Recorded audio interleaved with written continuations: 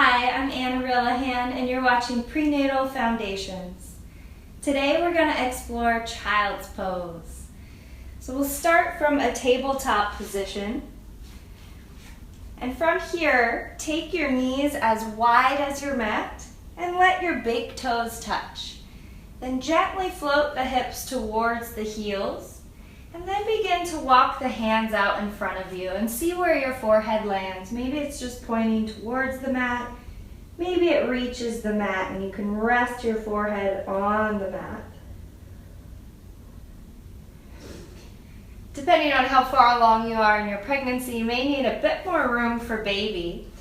So consider taking a block on its lowest height, placing it just below your face, and then as you walk your hands forward, allow your forehead to rest on the block.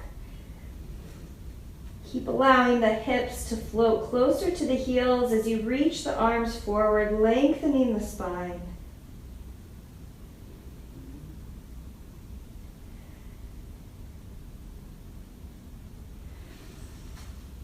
Another option for you with child's pose, if you have a cushion or a bolster, you can lay that down between the legs.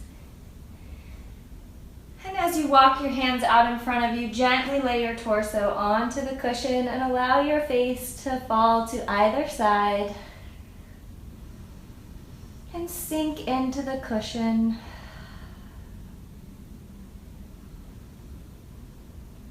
And after a few breaths on one side, make sure you change the direction of your face to the other side.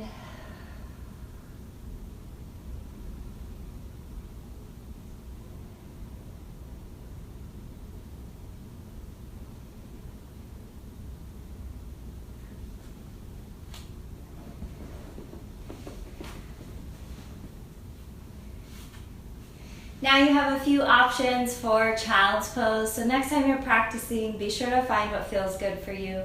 See you next time.